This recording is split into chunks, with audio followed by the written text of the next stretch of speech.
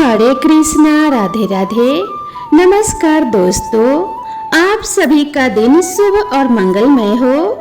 आप सभी के ऊपर भगवान सूर्य नारायण की कृपा सदा सर्वदा बनी रहे।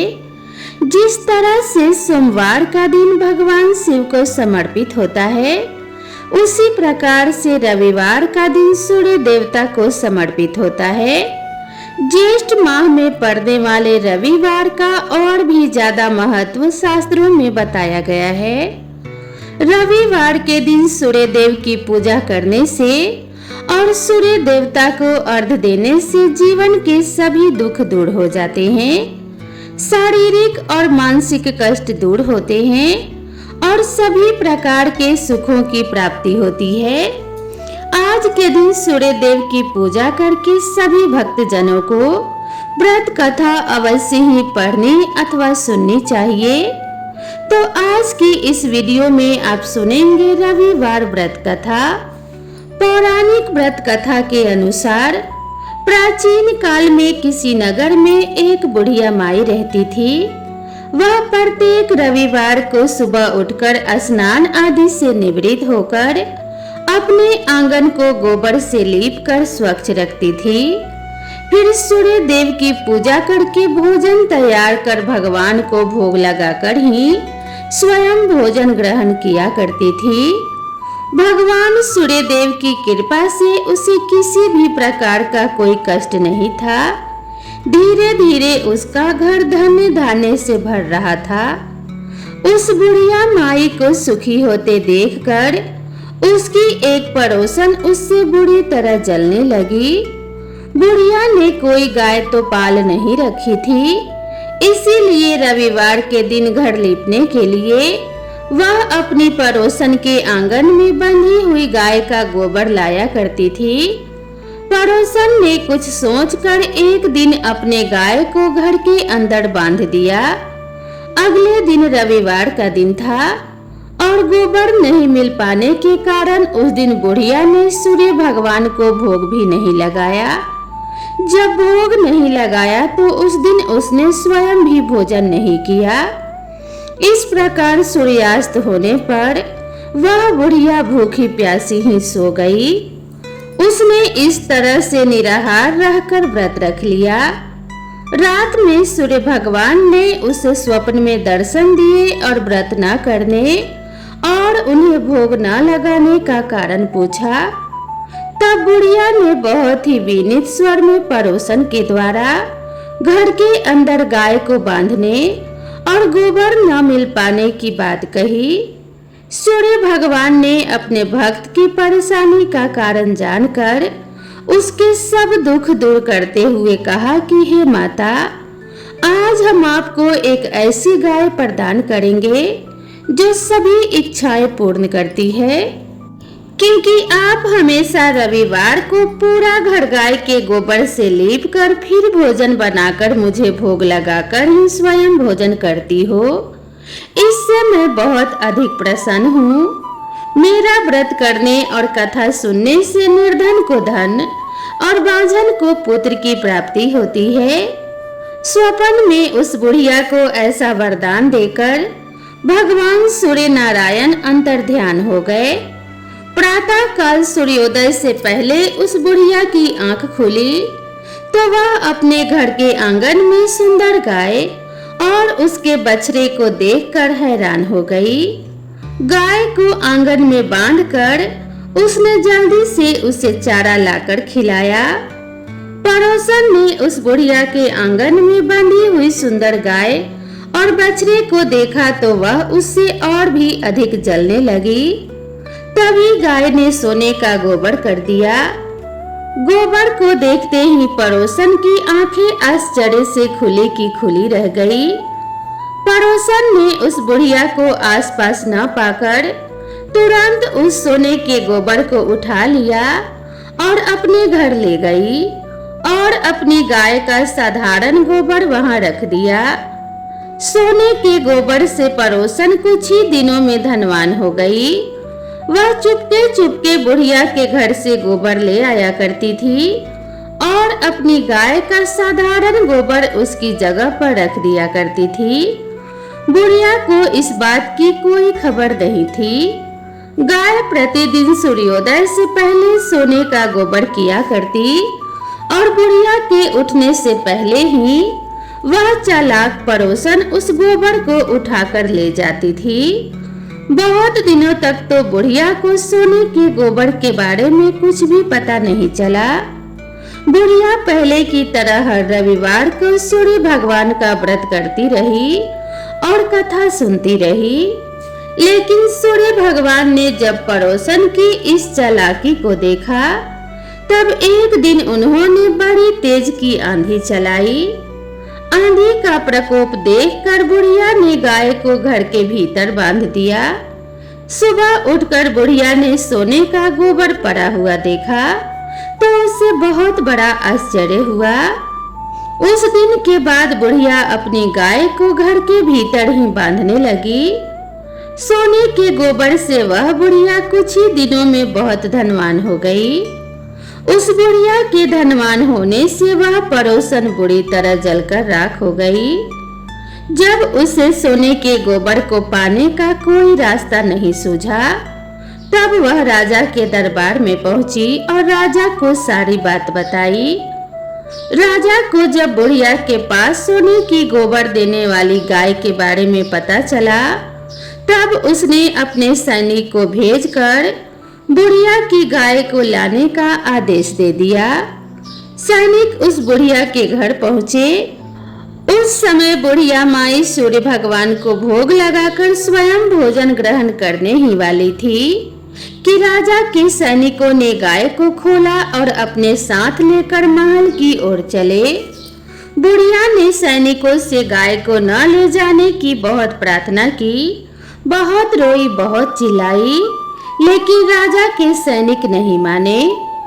गाय के चले जाने से बुढ़िया को बहुत दुख हुआ।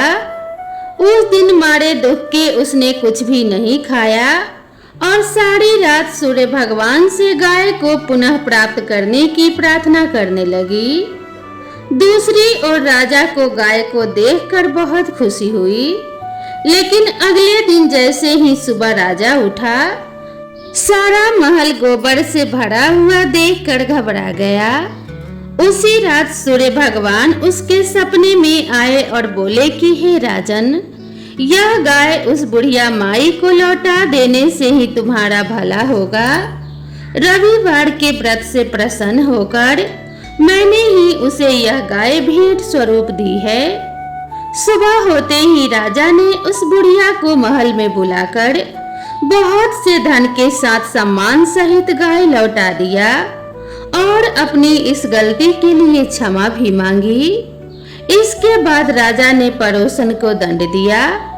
इतना करने के बाद राजा के महल से गंदगी दूर हो गई और उसी दिन से राज्य में राजा ने घोषणा कराई कि सभी स्त्री पुरुष रविवार का व्रत किया करें।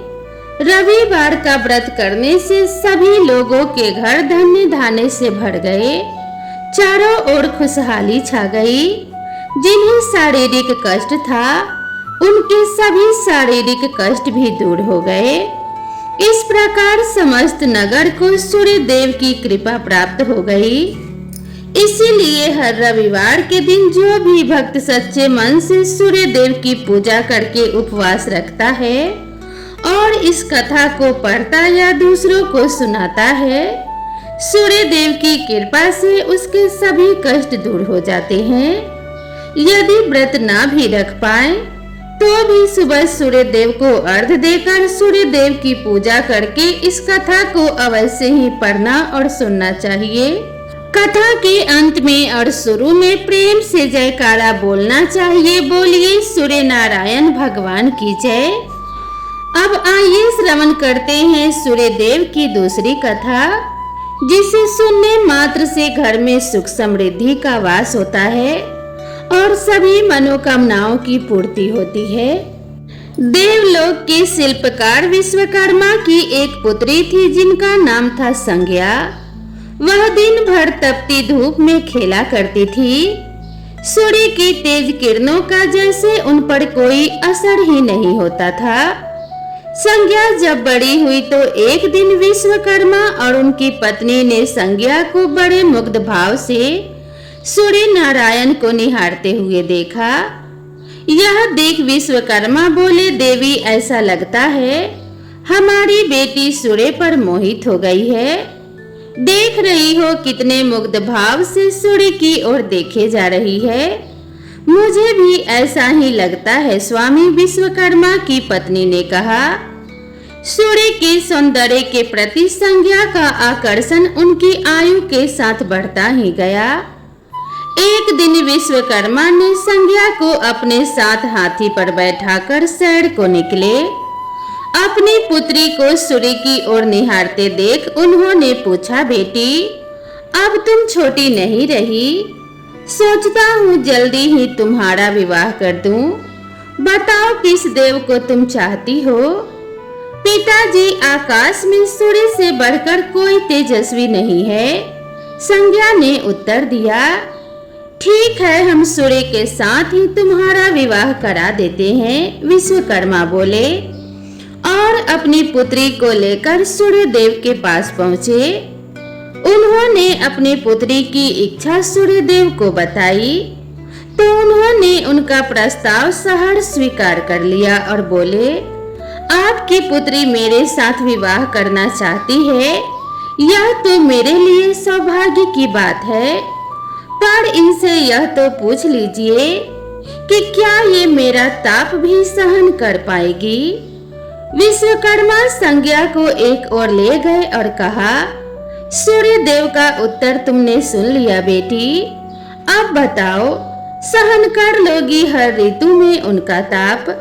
हाँ पिताजी, संज्ञा ने बड़े विश्वास के साथ उत्तर दिया। कुछ ही दिन बाद संज्ञा का विवाह सूर्य देव के साथ हो गया। संज्ञा सूर्य देव के साथ उनके लोक चली गई। पति के साथ संज्ञा के दिन सुखपूर्वक बीतने लगे। फिर उनके यहाँ एक पुत्र पैदा हुआ जिसका नाम रखा गया मनु। अनेक ऋषि मुनि बालक को आशीर्वाद देने आए। यह बालक ज्ञानियों में भी ज्ञानी होगा, ऋषियों ने भविष्यवाणी की। आशीर्वाद सच निकला। जब वह कुछ बड़ा हुआ तो ऋषि मुनियों से शिक्षा ग्रहण करने लगा। सूर्यदेव और संज्ञा को अपने बेटे पर बड़ा गर्व था। वे बहुत ही प्रेम से अपने बेटे का लालन पालन करते थे। अचानक एक बार ग्रीष्म ऋतु में सूर्य की किरणें बहुत ही प्रखर हो गई। उनका तेज अपनी चरम सीमा पर जा पहुंचा। संज्ञा की चमड़ी झुलसने लगी। सूर्यदेव ने उन्हें अपने पास बुलाया तो वह अपनी आंखों पर हाथ रखकर उनके पास पहुंची। सूर्यदेव बोले, संज्ञा मेरी ओर देखो, तुमने अपनी आंखें क्यों ढक ली है? नेत्र खोलो और मेरी ओर देखो, मैं तुम्हारा पति हूँ। स्वामी, आपके ताप से मेरी आंखें खुल नहीं पा रही हैं, संज्ञा ने कहा।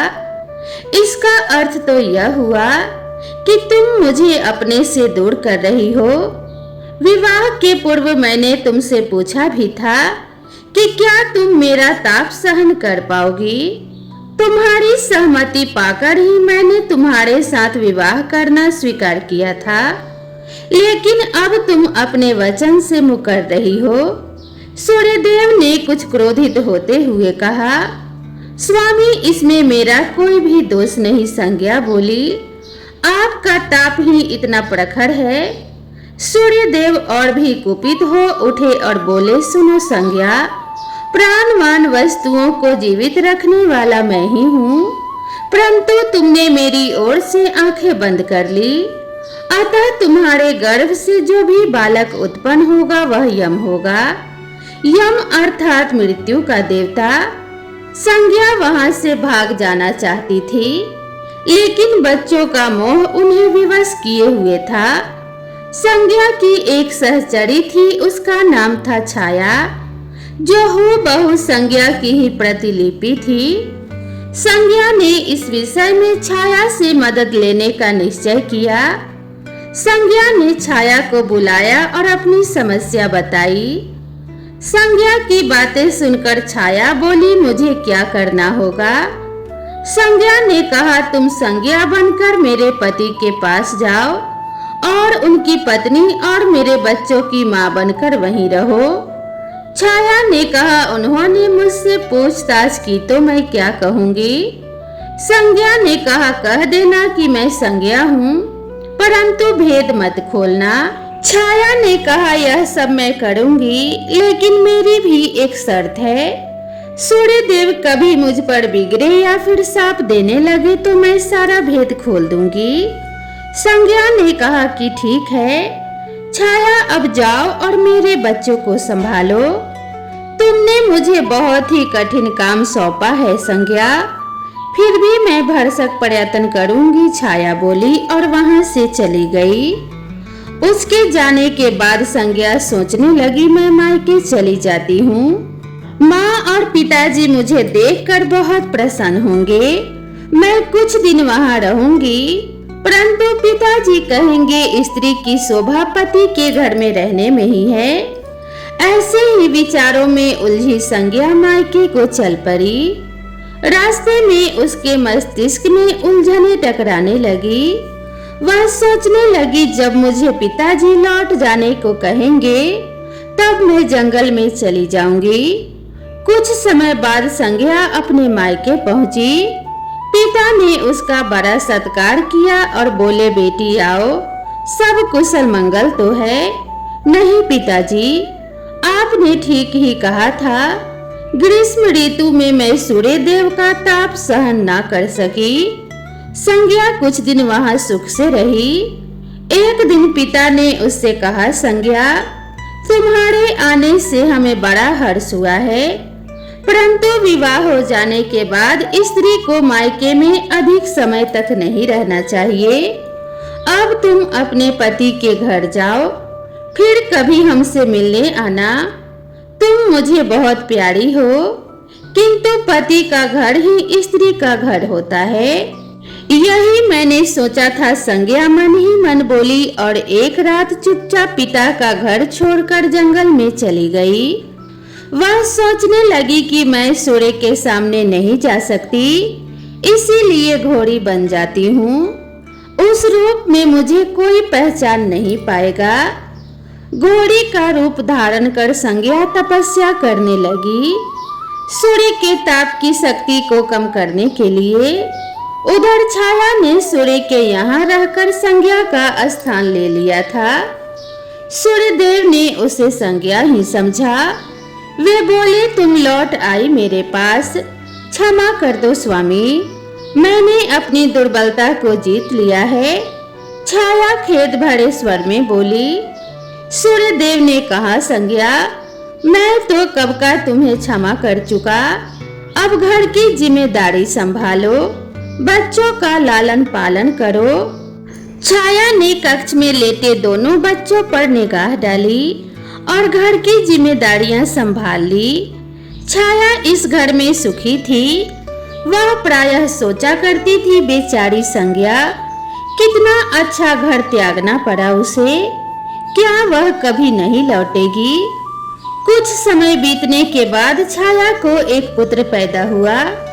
पुत्र पैदा होने के बाद वह कुछ चिंतित रहने लगी और मन ही मन विचार करने लगी कि मुझे यह नहीं भूलना चाहिए कि मैं संज्ञा की छाया ही हूँ। छाया ने एक पुत्र और एक पुत्री को जन्म दिया। अब छाया का व्यवहार बदलने लगा। वह अपने बच्चों से तो प्यार करती थी, लेकिन संज्ञा के बच्चों को ताड़ने और उनके साथ दुर्व्यवहार करने लगी। मनु ने तो विमाता के व्यवहार को नजरअंदाज कर दिया, लेकिन यम को छाया का व्यवहार खटकता रहा। माता छाया का यमुना बहन के साथ ऐसा व्यवहार करना उचित नहीं। वह अपने बच्चों के साथ तो कितना अच्छा व्यवहार करती है, परंतु हम भाई बहन से नफरत करती है। एक दिन तो हद ही हो गई। छाया ने यमुना के बाल पकड़े और उसे डंडे से पीटते हुए बोली कि तुम लोग मरते भी तो नहीं, मर जाओ तो मेरा पीछा छूटे। जब छाया देर तक यमुना को पीटती रही तो यम से रहा नहीं गया। उसने जाकर छाया का हाथ पकड़ लिया और गुस्से से बोला, बस माता, अब तुमने यमुना पर हाथ उठाया तो मुझसे बुरा कोई नहीं होगा। अच्छा, तेरी यह हिम्मत मुझे धमकी देता है। ठहर, आज मैं तेरे पिता से इसकी शिकायत करूंगी। छाया क्रोध से सिहर उठी। छाया ने तो इस डर से सूर्यदेव से शिकायत नहीं की कि कहीं उसका भेद उजागर न हो जाए, लेकिन यम और यमुना ने तंग आकर अपने पिता से उसकी शिकायत अवश्य कर दी। पिताजी, यह स्त्री हमारी माँ नहीं है। यम ने कहा, हाँ पिताजी, पुत्र माता से विमुख हो सकता है, परंतु माता की ममता कभी कम नहीं होती। यमुना भी बोल उठी, मैं देख लूंगा, तुम दोनों जाओ, डरो नहीं, सब कुछ ठीक हो जाएगा।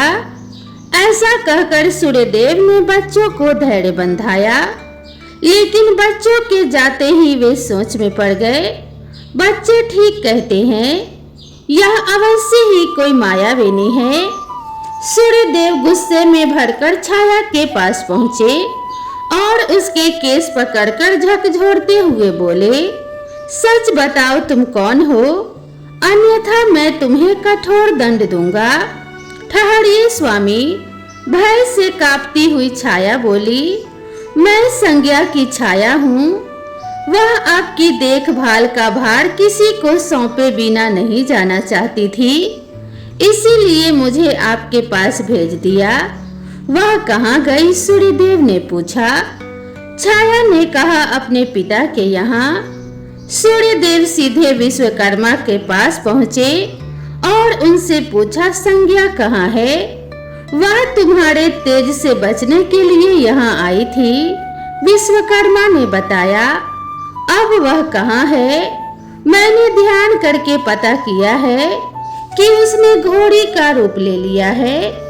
वह जंगल में घूमती रहती है और तुम्हारे तेज को घटाने के लिए तपस्या कर रही है, विश्वकर्मा ने सूर्यदेव को बताया। तो आप मेरा तेज घटा दीजिए, फिर उसे खोजने के लिए चलते हैं, सूर्यदेव बोले। विश्वकर्मा ने सूर्यदेव के तेज का 8वां भाग छांट दिया, जिससे उनका तेज घट गया। फिर वे संज्ञा को खोजने निकले। उन्होंने राहगीरों से पूछताछ की कि तुमने इधर कोई घोड़ी देखी है? हाँ, एक विलक्षण घोड़ी को हमने नदी के पास विचरण करते देखा है, राहगीरों ने बताया। उसमें विलक्षण क्या बात है? वह घोड़ी मानवीय भाषा में बोलती है, देव राहगीरों ने उत्तर दिया। तब तो वह अवश्य ही संज्ञा होगी, सूर्यदेव बोले। घोड़ी सूर्य के निकट पहुंची और कहा, संज्ञा, मैं सूर्य हूँ, तुम्हारा पति। अब तुम यह घोड़ी का रूप त्याग दो। जब तक मेरी मनोकामना पूरी नहीं होगी, मैं यह रूप नहीं त्यागूंगी। घोड़ी बनी संज्ञा ने उत्तर दिया, तुम्हारी मनोकामना तो पूरी भी हो गई है, सूर्यदेव ने कहा। सूर्यदेव ठीक कहते हैं बेटी, विश्वकर्मा बोले। मैंने इनके तेज का 8वां भाग कम कर दिया है। पिता से आश्वासन पाकर संज्ञा ने अपना घोड़ी वाला रूप त्याग दिया और अपने स्वाभाविक रूप में आ गई। वह हर्ष और विभोर से अपने पिता से लिपट गई और फूट फूट कर रोने लगी। फिर संज्ञा ने झुककर सूर्यदेव के पांव छुए और पूछा, स्वामी, हमारे बच्चे तो सकुशल है ना? हाँ, दोनों बच्चे ठीक हैं। मानो यम और यमुना को अब फिर से माँ मिल जाएगी। सूर्यदेव ने मुस्कुराकर कहा, मैं अब कभी भी अपना घर त्याग कर नहीं जाऊंगी, संज्ञा बोली। आप छाया को क्षमा कर देना और अपने साथ ही रखना। दोनों का मिलन देखकर विश्वकर्मा ने भी अपना आशीर्वाद प्रदान किया। जाओ और सदा सुख शांति से रहो। सूर्यदेव और संज्ञा सूर्यलोक पहुँचे और छाया और बच्चों के साथ आनंद पूर्वक रहने लगे। तो प्रेम से बोलिए सूर्य नारायण भगवान की जय। दोस्तों, आप सभी को यह वीडियो कैसी लगी कृपया कमेंट करके ज़रूर बताएं और इसी तरह की नई नई कथा और नई नई कहानियों के लिए मेरे चैनल से जुड़े रहें। तो मिलते हैं इसी तरह की नेक्स्ट वीडियो में। तब तक आप सभी दोस्तों से निवेदन है कि चैनल पर पहली बार आए हैं तो चैनल को सब्सक्राइब जरूर करें और इसी तरह की नई नई कथा और नई नई कहानी के लिए मेरे चैनल से जुड़े रहें। तो मिलते हैं नेक्स्ट वीडियो में, तब तक के लिए राधे राधे।